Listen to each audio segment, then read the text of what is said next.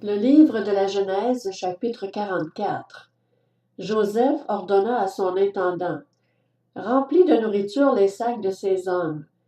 Mets-en autant qu'ils pourront emporter, et mets l'argent de chacun à l'entrée de son sac. Tu mettras aussi ma coupe, la coupe en argent, à l'entrée du sac du plus jeune, avec l'argent de son blé. L'intendant se conforma aux ordres de Joseph. Le matin, dès qu'il fit jour, on renvoya ces hommes avec leurs ânes. Ils étaient sortis de la ville et n'en étaient pas très loin lorsque Joseph dit à son intendant: Pars à la poursuite de ces hommes. Quand tu les auras rattrapés, dis-leur: Pourquoi avez-vous rendu le mal pour le bien? N'avez-vous pas la coupe dans laquelle boit mon Seigneur et dont il se sert pour deviner l'avenir? Ce que vous avez fait est mal. L'intendant les rattrapa et leur répéta ces paroles. Ils lui répondirent: Pourquoi notre Seigneur parle-t-il de cette façon? Tes serviteurs n'oseraient pas commettre un tel acte. Nous t'avons rapporté depuis le pays de Canaan l'argent que nous avions trouvé à l'entrée de nos sacs. Comment aurions-nous pu voler de l'argent ou de l'or dans la maison de ton Seigneur? Que celui de tes serviteurs sur qui on trouvera la coupe meure, et que nous soyons nous-mêmes esclaves de notre Seigneur. Il dit: Qu'on fasse donc comme vous avez dit. Celui sur qui on trouvera la coupe sera mon esclave, et vous serez innocents. Aussitôt, chacun descendit son sac à terre et l'ouvrit. L'intendant les fouilla, en commençant par le plus âgé et en finissant par le plus jeune. La coupe fut trouvée dans le sac de Benjamin. Ils déchirèrent leurs vêtements. Chacun rechargea son âne et ils retournèrent à la ville. Judas et ses frères arrivèrent à la maison de Joseph, où il était encore, et ils se prosternèrent jusqu'à terre devant lui.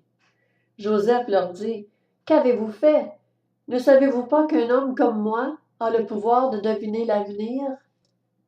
Judas répondit: Que pouvons-nous te dire, Seigneur? Comment parler? Comment nous défendre? Dieu a découvert la faute de tes serviteurs. Nous voici tes esclaves, Seigneur, nous et celui sur qui on a trouvé la coupe. Joseph dit: Que Dieu me garde de faire cela. C'est l'homme sur qui on a trouvé la coupe qui sera mon esclave. Quant à vous, remontez en toute tranquillité vers votre père. Alors Judas s'approcha de Joseph et dit: Pardon, mon Seigneur, veuille autoriser ton serviteur à te dire un mot, mon Seigneur, et que ta colère ne s'enflamme pas contre ton serviteur, car tu es pareil au Pharaon. Mon Seigneur, tu nous as demandé, à nous, tes serviteurs: Avez-vous un père ou un frère? Nous avons répondu: Nous avons un vieux père et un jeune frère qu'il a eu dans sa vieillesse. Cet enfant avait un frère qui est mort et qui était de la même mère.